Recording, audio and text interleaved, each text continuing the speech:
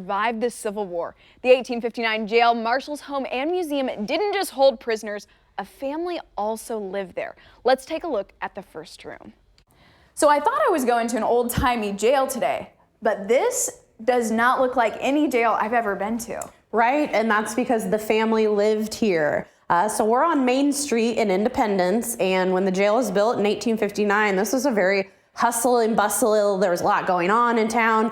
So they built a house in front of the jail because they did not want visitors and travelers to see a jail right when they entered the city. So that's why it looks like a house. And that's because the family did live here. Many families did. And currently we're in the parlor, which would have been like our living room today. This is where you would have gathered as a family. You would have, prayed together, read your Bible. Maybe even gone to play the piano. Yeah, they right would have there. Definitely played the piano. We also have an auto harp there to the left.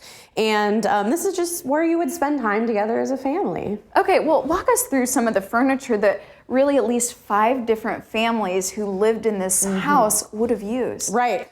So obviously we have the piano, which this is from the Civil War era. So it is very antique, very old. It does not play. And then over here we've got a lovely couch.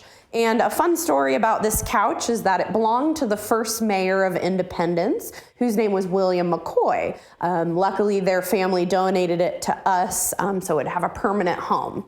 Of course, you would always have tea time. Tea or coffee, possibly, depending on the time of day. It was very commonplace to offer guests refreshments, anybody who came by. And then, of course, we have another couch over here. He wanted to make sure you had enough seating for everybody because you never knew who might drop in. And it was very customary to let people come in and have refreshments, entertain them. That was very much the custom during the 1800s. So how significant is this for Kansas City and Independence to have an 1859 jail right here? Well, it's the oldest jail we have in the Kansas City metro area. And it's the 3rd Jackson County jail that was built. The first 2 burned down. So that's why you see a lot of brick and limestone in this building. But it's a gem. We're celebrating our 60th year as a museum, and we love being on the historic Independence Square because obviously it fits in with everything that's happened in Independence history. So I did ask if I could play that piano, but it turns out it's an artifact and it is out of tune. So in just a few minutes, we're gonna check out the jail cell. Welcome back to Better Kansas City. We are heading into the 1859 jail, Marshals Home and Museum in Independence, but we're not showing the living quarters. We're going to the place where notorious figures were held, the cell block. So let me break this down for you. The jailer's family would have been living in here, and then just a few steps away, the actual jail, where some of the day's most dangerous criminals would have been held. And Caitlin, I don't know about you, but I don't care how thick these limestone walls are, but I don't think you could sign me up for that gig. Right, so there were a few safety precautions in place because families did live here. So as you can see, each jail cell had 2 doors. The lattice door was locked all the time, day and night. And you can see here, this is where the prisoners would have received their meals. And then at nighttime, they would have locked this solid door as well. That's a heavy one. Yeah, this is a heavy one. You weren't breaking out of that. And then the entrance to the actual cell block had the same set of doors, a lattice and then a full set one. And what question I wish I could go back in time and ask is, did you hear the prisoners at night? Were they loud? Were they quiet? That's something that I would love to know. Yeah, it probably depends on how happy they were at the time, just like today. Exactly, and how many prisoners were in here. So is there any crazy story that happened, maybe even because the families were living so close to the jail? We do have one definite attempted jailbreak. It was right after the Civil War in 1866. The jailer, Henry Bugler, was accosted at the front door and he was shot.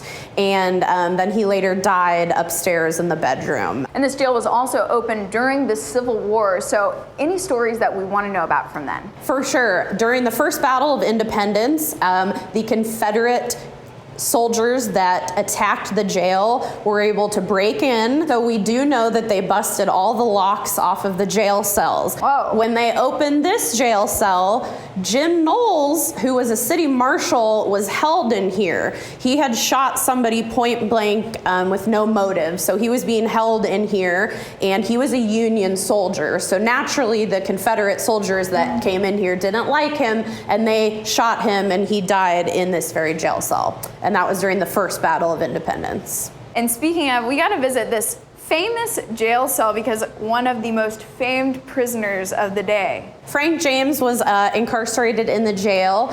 Right after his brother was killed, he decided to turn himself into the governor of Missouri, and he was held in the jail for 112 days. Wow. This was his jail cell. However, we think he had a more cush life, and he got to sleep upstairs in a bed with the family. He was really the Robin Hood of the day, stealing from the railroad, from the banks, because he was a Confederate soldier. So there was still a lot of animosity left over from the Civil War. He was eventually acquitted of the 2 charges that they had against him, and he lived the remainder of his life here in Independence. And I believe he died in 1917. So he had a pretty long life after that. So if you took a look at those cells, they were actually quite small. They had no water or bathrooms, and there would have been very little light. In the next half an hour, we're going to look at past wedding traditions and a very special anniversary for the American president from independence. Well, it's the 100th anniversary of Harry and Bess Truman's wedding, and the Jackson County Historical Society wanted to do something special. So it opened up the I Do Wedding Traditions of Jackson County exhibit. So let's see what the big day was like back in the day. Yeah. We're looking at 2 wedding dresses. This one's from 1885. This one is from 1884. And can we please pause that for a second? Because we're saying 1880s, and these dresses still look like they're in pristine condition. There's so much detail in them, and if you look at the back of this one, it's just got this gorgeous train. And it looks like a mother of pearl accent there. This clasp right here, this one from 1884 is in 2 pieces, so it had a little bodice and then the dress. And for the ladies who love a big train, we're gonna have to take a peek at this. I don't think they bustled back in the 1880s. And taking a look around to something from 1936, this dress is so elegant, it looks like it could be worn today. Yes, you can see the styles got a lot simpler as time passed on. Right here, we've got some lovely lace on the sleeves. We've got the beautiful satin. You can't really see the train, but yeah, and this is the picture of Mary Hallett, who wore this dress. And she's carrying calla lilies. Is that significant? It was kind of a new thing in the 30s. That now it's much more traditional, but she was kind of breaking some barriers and doing some new traditions on her own when she carried those. So how did the whole tradition of wearing white start? It actually came from the marriage of Queen Victoria of England and Prince Albert, and they were married on February 10th of 1840, and she was really the first royal to wear white.